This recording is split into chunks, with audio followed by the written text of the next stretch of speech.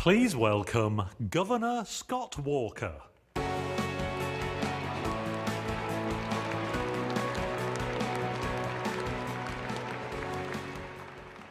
Freedom, endowed by our Creator, defined by our Constitution, but defended each and every day by the men and women who proudly wear the uniform of these United States.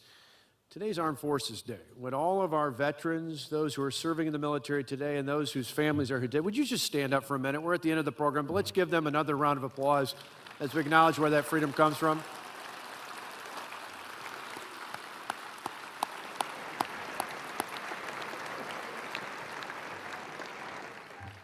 We can't say that enough, and it's great to be back in Iowa.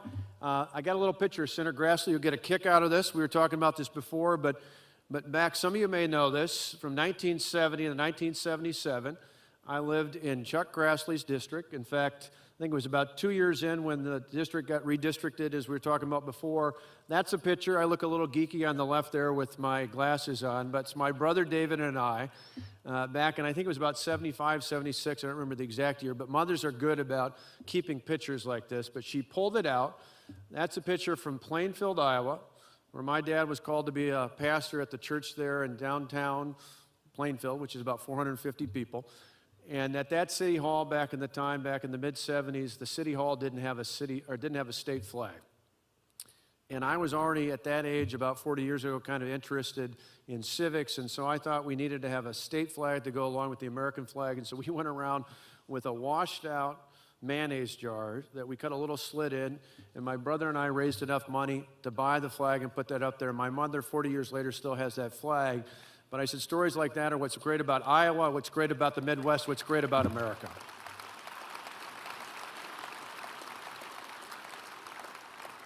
And I got to tell you, it's great to be back. I came over across the Mississippi. Today I was with our state Republican Party in the state of Wisconsin. We had a great story to tell. Kim, I was with our great Lieutenant Governor, Rebecca Clayfish, and Rebecca and I were telling the story, thanking our many volunteers. About 1,000 people joined us in La Crosse on the shores of the Mississippi River. But we talked about the hard work and dedication from so many people in our state to have us win not one, not two, but 3 elections in the last 4+ years. The last 2 being 2 of the most highly targeted in the country. And we did it through hard work, through grassroots folks in our state party helping us out in our campaign. And we did it through proven results. And I just want to spend a minute or two telling you about that and then talk about where we need to go going forward. You see, when we came in, much like the challenges that Governor Branstad and Lieutenant Governor Reynolds and others in the legislature faced here in Iowa, we faced some similar challenges back in 2010. In fact, in that 2010 election in our state, everything was blue. The lower house, the upper house, both chambers, the governor, lieutenant governor, majority of members of Congress, both U.S. senators, and we flipped everything from blue to red. And we knew we had to make a difference, so we started out acting quickly, and we took the power away from the big government special interests, the big government union bosses, and put it firmly in the hands of the hardworking taxpayers. And the economy is better today. Our budget is balanced again. Our schools now can hire and fire based on merit. They can pay based on performance. They can put the best and the brightest back in their classrooms. We did other things as well. We defunded Planned Parenthood and passed pro-life legislation. We passed concealed carry and castle doctrine to protect ourselves, our family, our loved ones, and our property. We joined Iowa in becoming the 25th state in the country to have the right to work, the freedom to work without being in a labor union. And I'm proud to say in Wisconsin now the Supreme Court has allowed us to go forward to say that it is safe to vote, but hard to cheat. It's easy to vote and hard to cheat. We require a photo ID to vote in the state of Wisconsin now.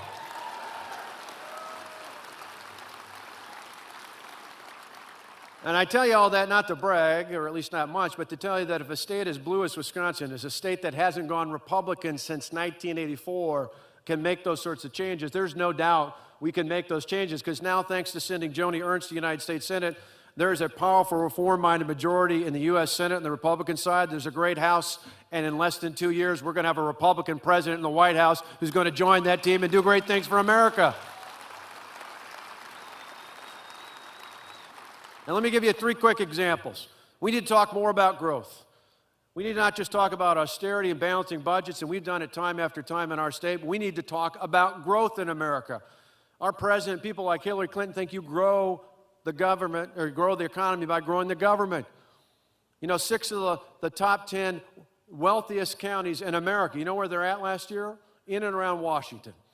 We need to tell them that in Washington, the answer isn't in our nation's capital. It's all across the country. We grow the economy by helping people create jobs, not the government, in cities and towns and villages all across this great country. That's the way we grow the economy. Secondly, we need to talk not only about growth, but about reform. You know, again, you listen to Barack Obama, President Obama, and Hillary Clinton, you think the way to measure success is by how many people are dependent on the government. I think we understand, the majority of us understand, the way to measure success is by just the opposite, by how many people are no longer dependent on the government.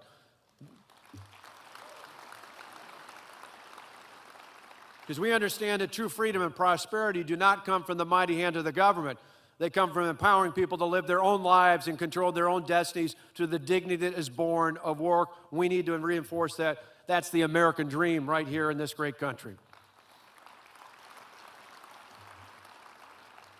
And finally, we need to talk not only about growth and about reform, we need to talk about safety. Some people call it national security. I call it safety. You see, safety is something you feel. National security is something you read about. When I see these videos of a Jordanian pilot burned alive in a cage, that's something I feel. When I see Christians from Egypt and elsewhere around the world beheaded or shot because of their faith, that's something I feel. I don't know about you, but I get awfully frustrated when I hear a president who draws a line in the sand and allows people to cross it. A president who called just last year ISIS the JV squad, who called Yemen a success story, who still calls today Iran a place we can do business with. Well, I got news for you, Mr. President. Once and for all, we need a commander-in-chief who calls it what it is, and that is radical Islamic terrorism is a threat to us all. We need to act on it.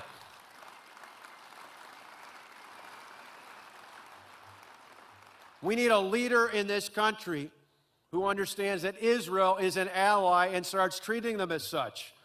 You know, Jeanette, my wife, who's with me here tonight, and I just came back from spending last week in Israel.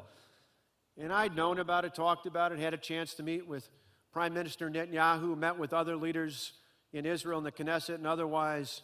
But I got to tell you, one of the most impactful days I had on my trip was on Monday when I went up in a helicopter with a former general from Israel's army, and we flew around that miraculous country. We went from Jerusalem to the Jordan Valley, up to Golan Heights, and saw Syria and Lebanon in the distance. We came down and went to the Sea of Galilee. Amazing, the sea on the North Shore where literally Christ fed the 5,000, where the Sermon on the Mount was, and then went over to Nazareth and across to Tel Aviv and then down to Gaza. And that was probably most telling to me, because as I looked at the Gaza Strip and as we looked out with soldiers with us that we saw on the horizon and thought about what just had happened this past year and realized these were people who literally sit there wondering if an alarm is going to go off, if a siren is going to go off, and if they're going to have seconds to search for cover. These are people who live under that threat each and every day. It is time to remind Israel they have an ally in the United States. It is time to send a message around the world that we stand with our allies, and that has been said many times before. In America, they should know there is no greater friend, and for the rest of the world, there is no worse enemy.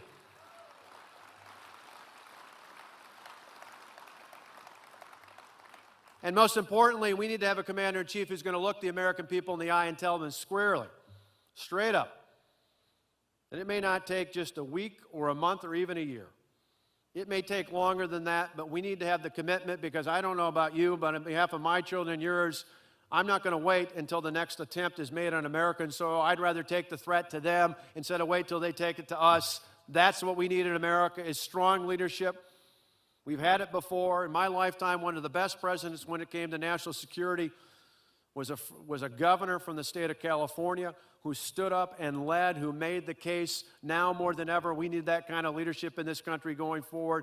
I welcome the chance to talk to you about it in the future. I look forward to seeing you in just a few minutes down at our hospitality room where Governor Brand said you'll appreciate this. We've got cheese and we've got ice cream. We even got a Harley parked on the side there, so we're going to have a lot of fun. I hope to see my friend Terry Branson and all of you there as well. God bless you. I look forward to seeing you many more times here in the great state of Iowa. Thank you.